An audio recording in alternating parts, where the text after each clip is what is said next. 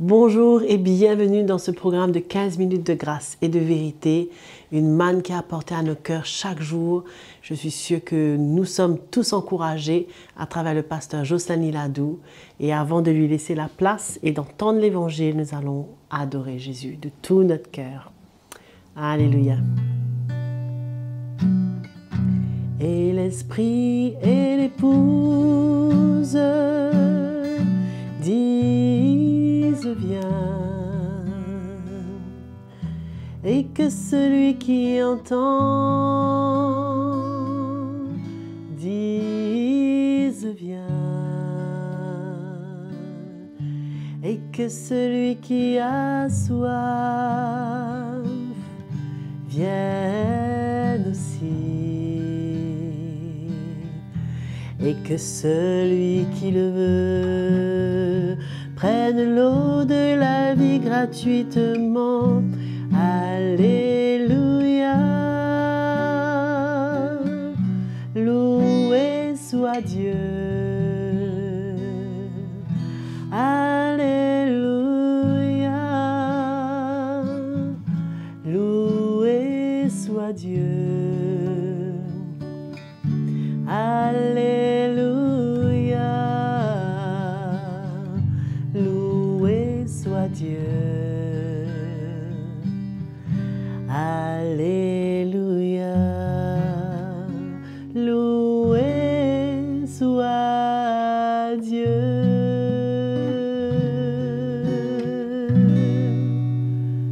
Alléluia, que nous puissions entendre le Saint-Esprit nous parler et nous allons entendre la parole de Dieu. Soyons fortifiés.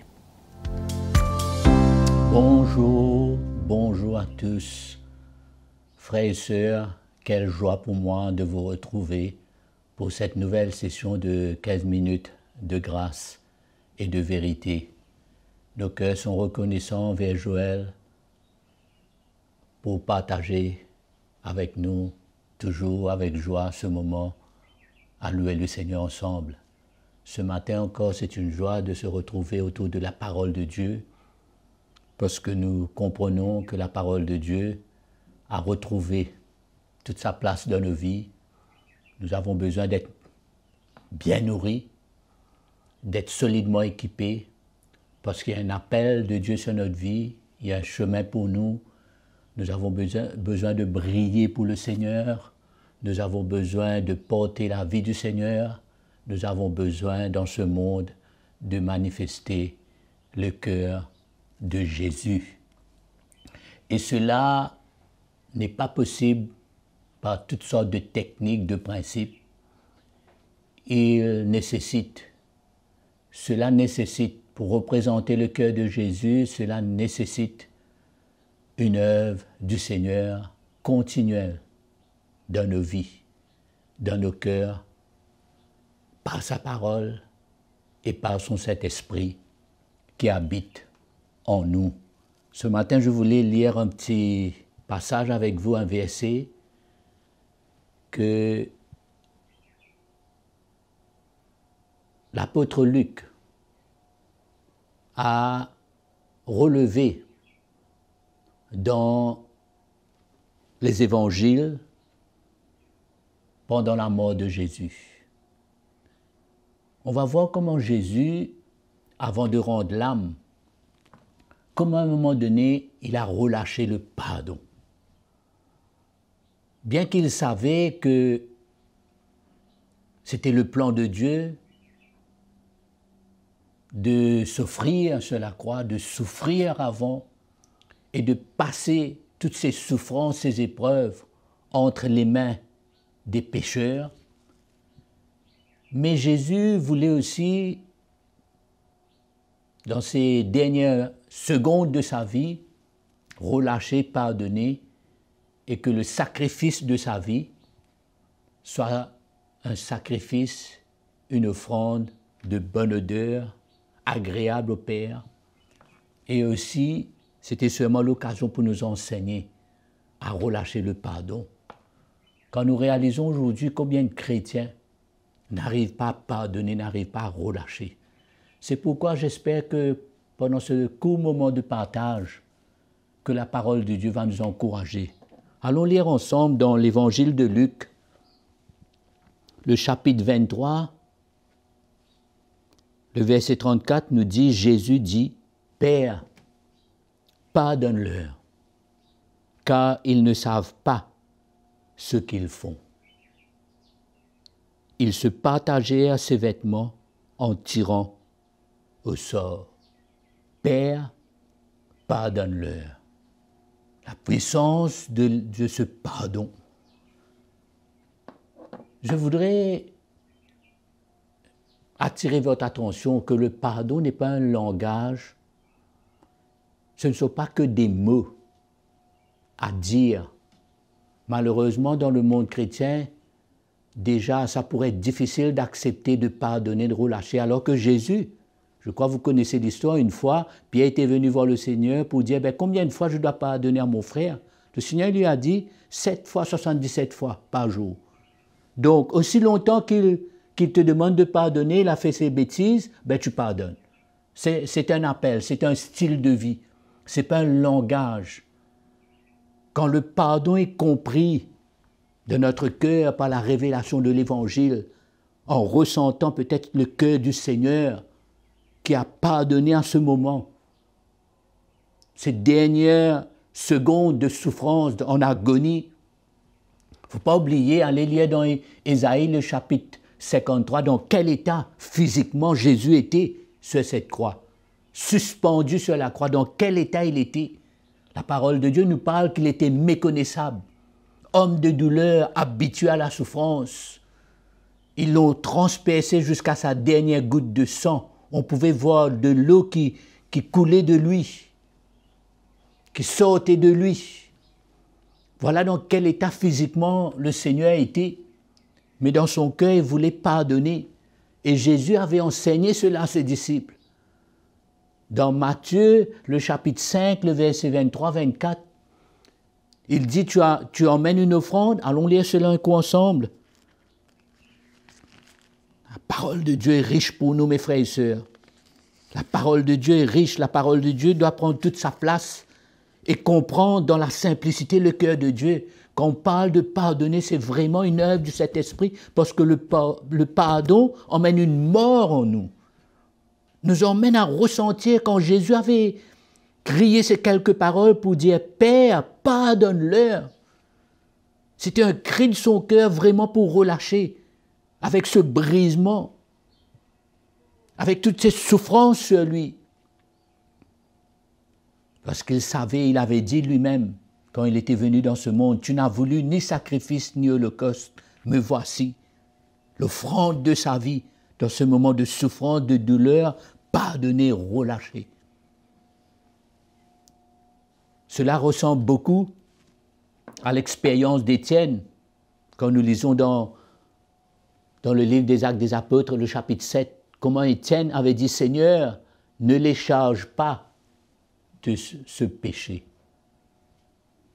Il dit « Seigneur, pardonne-le » et il relâche le pardon. Et ce qui est extraordinaire dans les deux cas, dans le cas de Jésus, il y avait deux brigands, il y a un que ces paroles l'avaient certainement touché. Il avait demandé pardon au Seigneur. Dans le cas d'Étienne, cette parole a dû sûrement toucher le cœur de Saul de Tarse, qui après, quelques jours après, le Seigneur l'avait rencontré sur la route de Damas. Le pardon libère, nous libère et libère ceux autour de nous. Jésus dit dans Matthieu, le chapitre 5, le verset 23, « Si donc tu présentes ton offrande à l'autel, et que là tu te souviennes que ton frère a quelque chose contre toi, laisse là ton offrande devant l'autel et va d'abord te réconcilier avec ton frère, puis viens présenter ton offrande. » Va voir ton frère, va régler où il y a la repentance, le pardon. C'est une priorité. Tu as une offrande dans ta main, laisse là ton offrande. Ce n'est pas la priorité. Va régler cet état de cœur avant tout. Va mettre cela clair. C'est comme ça que Dieu voit. C'est ça qui a de la valeur pour Dieu. Je veux vous encourager, mes frères et sœurs, Jésus, une fois, avait donné même une parabole. Dans Matthieu, vous pouvez lire chez vous, dans Matthieu, le chapitre 18, la parabole du serviteur impitoyable. Comment cet homme qui devait de l'argent à son maître, le maître l'avait remis toutes ses dettes. Lui, en retour, il y avait quelques personnes qui lui devaient quelques pièces, il ne voulait pas. Il a fait même jeter en prison. Et le Seigneur l'avait fait de grands reproches, il a dû payer cher. Et Jésus nous dit, il nous donne cette leçon pour nous dire comment nous avons besoin de pardonner, relâcher, de la même manière que notre Père Dieu nous pardonne, nous libère. Jésus nous dit dans Matthieu, si vous pardonnez aux hommes, votre Père céleste vous pardonnera aussi. Votre Père céleste vous pardonnera aussi. Amen. Et Jésus, dans ces moments, il voulait. C'est pour ça qu'on doit comprendre que le pardon, c'est une œuvre du Saint-Esprit dans nos vies. Parce que cela nous coûte. Il y a un prix à payer. Il y a un travail profond. Je sens quand quelqu'un m'a fait du tort, peut-être injustement. Dans ma chair, je cherche à justifier, à expliquer, à avoir raison. Mais si j'arrive à ressentir ce que Jésus avait manifesté sur cette croix, dans sa mort, nous savons que la croix, dans les souffrances et la mort et la résurrection de Jésus, il y a tout pour nous. Il y a tout pour nous vivre notre vie de tous les jours en tant qu'un chrétien pour plaire à Dieu. Et une des choses, c'est le pardon qui emmène ce brisement, qui m'emmène à m'humilier parce que je dois m'humilier pour pardonner, pour relâcher. Même si je crois que j'ai raison. Jésus avait toutes les raisons. Mais quand il était sur cette croix, brisé, meurtri, avec des épines, du sang qui coulait partout, tout le monde l'insultait. Mais au fond de lui, il ne voulait donner accès, il ne voulait pas donner accès au diable d'aucune manière, par le non-pardon ou la rancune ou la vengeance, mais il avait bien compris que c'était le plan de Dieu et il voulait aller jusqu'au bout, accomplir la volonté de son Père avec un cœur pur et tout relâcher, tout accepter et aller jusqu'au bout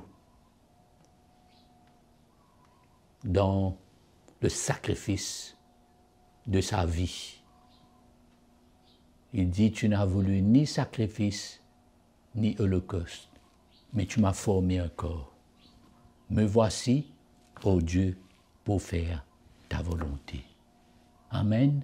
Ce matin, je vous encourage avec ces quelques paroles simples. Comment, je suis sûr, dans notre vie, peut-être tous les jours, on a l'occasion de se retrouver dans des situations, par une parole, par une attitude de quelqu'un, par une réaction quelconque. On a certainement, presque tous les jours de notre vie, l'occasion pour nous humilier, pour pardonner et pour ne rien garder dans notre cœur.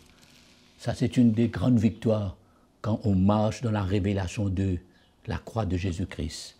Garder un cœur pur, pardonner, relâcher et ne pas permettre aucune racine d'amertume de venir pousser et produire des rejetons, mais au contraire, comme le Seigneur Jésus, comme notre Dieu, notre Maître, on pardonne, on libère et on avance, on marche dans la victoire. Amen. Que ces quelques paroles vous encouragent. C'était une joie pour moi encore d'être avec vous et je vous dis à très bientôt et on vous aime. Merci. Nous sommes arrivés à la fin de ce programme de 15 minutes de grâce et de vérité avec le pasteur Jocelyn Nadou que nous remercions. Et nous tenons aussi à vous remercier pour votre fidélité. Et n'oubliez pas de vous abonner à notre chaîne YouTube CTMI. Et si vous avez des questions, des commentaires, des témoignages, comme d'habitude, écrivez-nous à l'adresse qui est affichée sur l'écran. Que le Seigneur vous bénisse.